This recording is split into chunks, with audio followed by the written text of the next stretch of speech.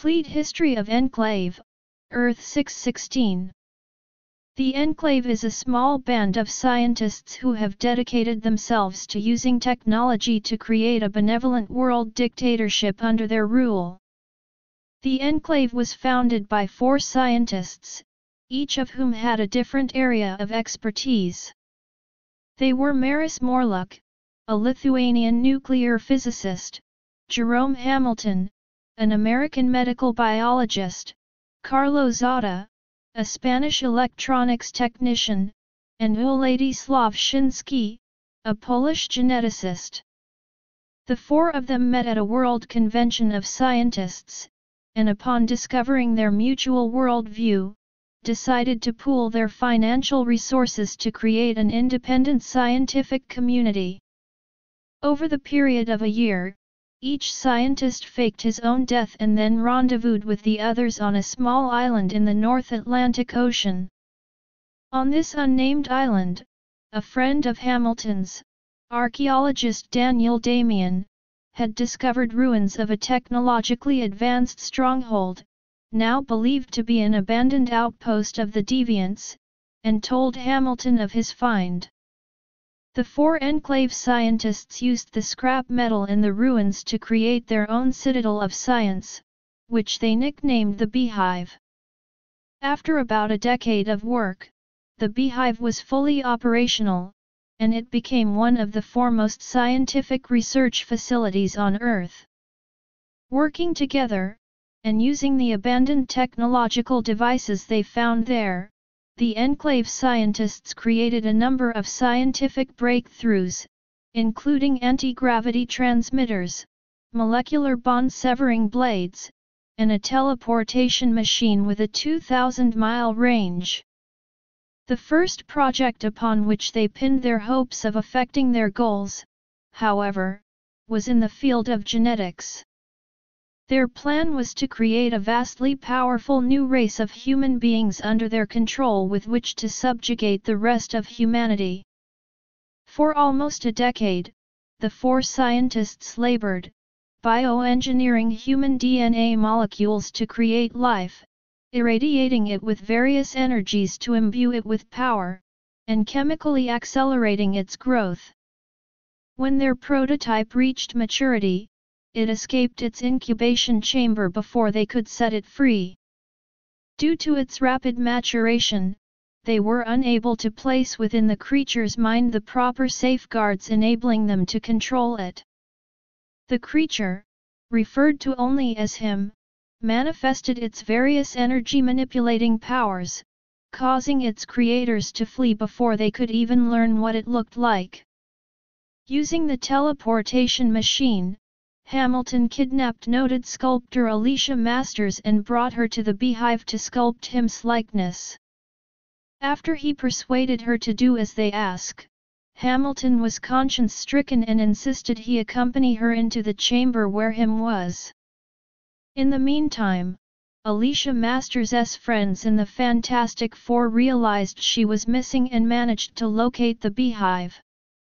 Just before the Fantastic Four rescued Masters and escaped through the Enclave's teleportation machine, Hamilton was killed in a rockslide caused by one of him's energy discharges.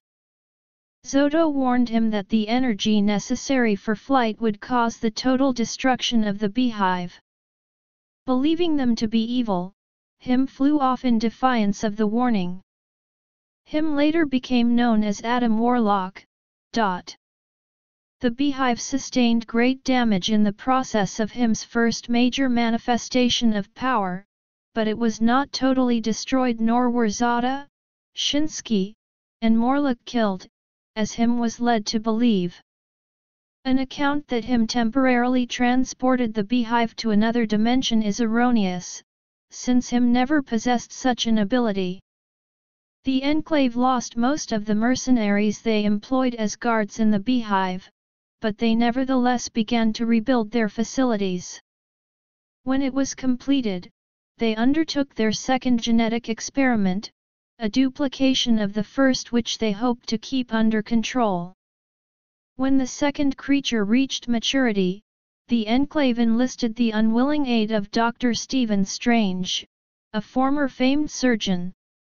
The Enclave wanted Strange to use their remote-controlled laser to perform brain surgery on the creature to ensure that it would obey them. Despite their precautions, the creature regained control of its own mind shortly after it emerged from its cocoon-like womb, and released sufficient energies to cause the beehive's island base to break up and sink beneath the sea. The creature, calling itself Paragon, created a new cocoon for itself and went inside to complete its metamorphosis. When it finally emerged, it called itself Her. 3. The three Enclavers managed to survive the flooding of their island base and fled to mainland Europe, where they established a new temporary headquarters. Acquiring funds by selling certain inventions to Hydra, the Enclave helped finance the Security College, an institution advertised to provide the progeny of ambassadors, politicians, and business tycoons with a secure collegiate environment. In reality, the Enclave sought to use the students to acquire classified industrial, political, and military information. To do so, the Enclave hired the Monocle, a German who invented various means of data extracting thought hypnosis. At the same time, the Enclave learned of the existence of the genetically advanced Inhumans and decided to conquer them in order to take control of their technology. Using a variation of their teleportation machine, they captured Medusa of the Inhumans' royal family to use as a hostage. The Enclave then decided to terminate the Security College project, feeling it to be a risky failure. When the Monocle refused to abandon the project and allowed its true purpose to be discovered, the Enclave detonated the Monocle's escape shuttle, thereby killing him. Shortly thereafter, the Enclave launched their first attack on the Inhumans, using hired mercenaries as their militia. The Enclave was aided in their war effort by the renegade Inhuman Maximus, who sabotaged his own people's defense systems, and by an outbreak of disease among the Inhumans caused by a reaction to Earth's increasing pollution. The Enclave's first war against the Inhumans ended when Maximus betrayed the Enclave and helped turn the Enclave's weapons against them. Medusa was freed in the process. None of the three principal Enclavers were taken captive in the defeat, only their mercenary soldiers. A short time later, the Enclave was contacted once more by Maximus, this time from the Moon, where the Inhumans had moved their island to escape Earth's pollution. The Enclave's second war against the Inhumans was a secret one, as Maximus, possessing the body of his brother Black Bolt, permitted them to infiltrate the Inhumans' city. There they launched an attack on Earth designed to get Earth to retaliate against the Inhumans.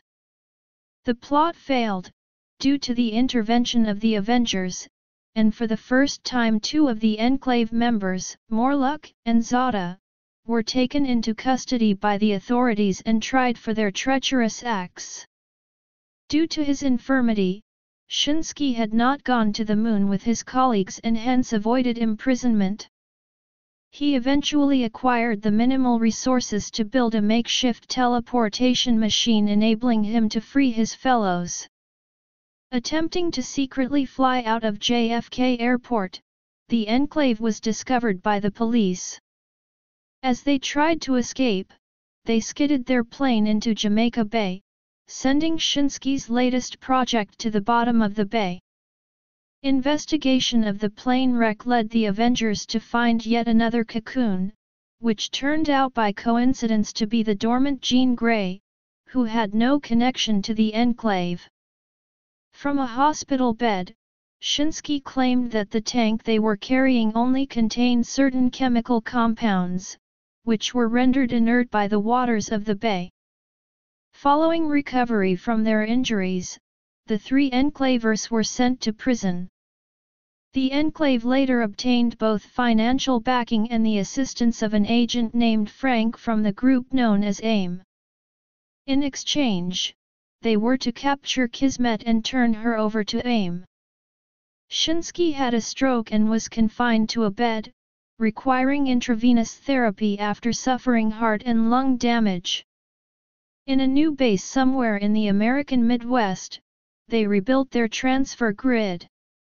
Morlock and Zada used the grid to travel to Project Pegasus, where they abducted the cocoon containing the healing form of Kismet. After removing Kismet from the cocoon, they placed it around Shinsky, curing him of his ailments.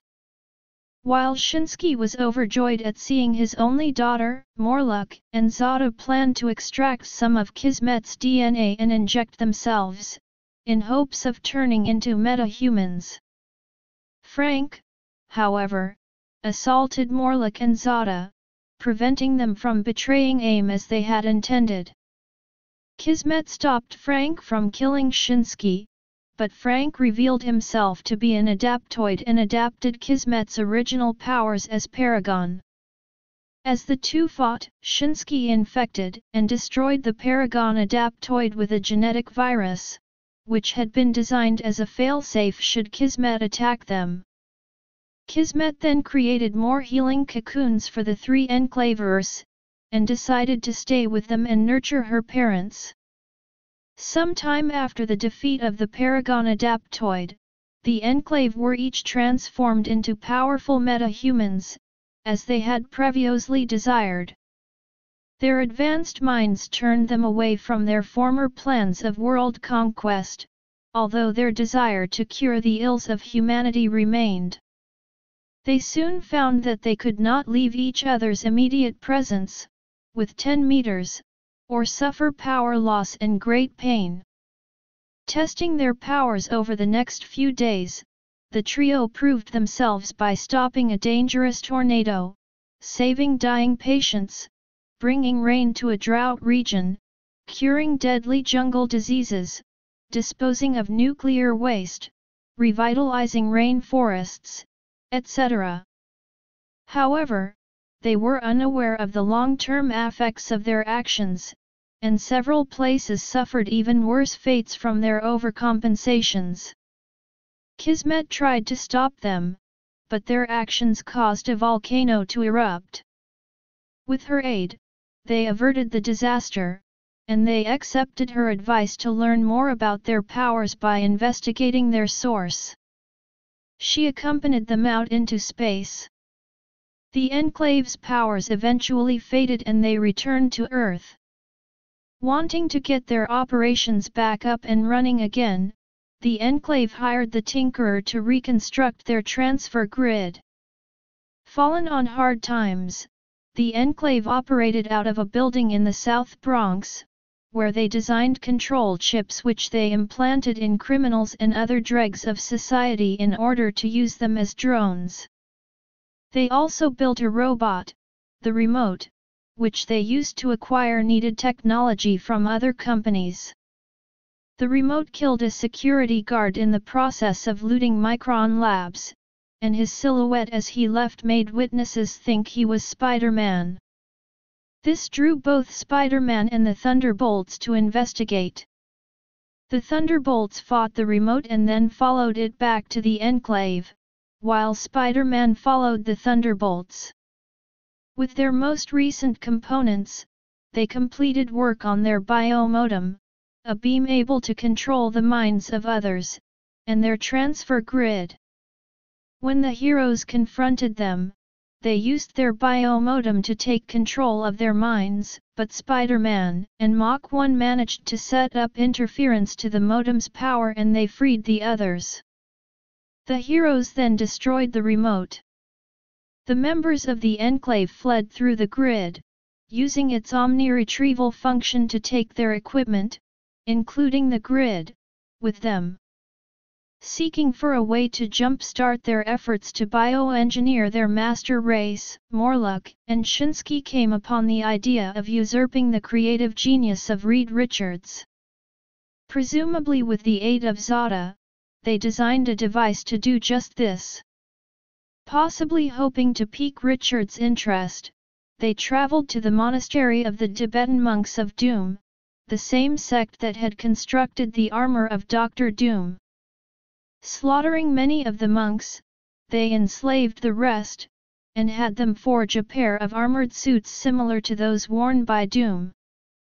In Stockholm, Sweden, Morlock, as Crucible, attacked a scientific symposium, injuring all present. As intended, this drew him into a conflict with Reed Richards, during which he used a decoy device, thought to be a bomb, to drive away the Thing and their ally, Alyssa Moy. As he fought Richards, Crucible activated a device that drained Richards' inventive genius, transferring it into himself. He then escaped, unseen. Morlock and Shinsky then relocated to Genosha, where they set up shop and began using the war-torn nation as a proving grounds for their weapons and tactics. At the same time, they began gathering and experimenting on the Genoshan people, hoping to transform them into their master race.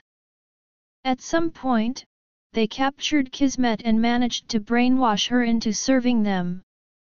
Altering her appearance and powers, they renamed her Aisha, she who must be obeyed. 12.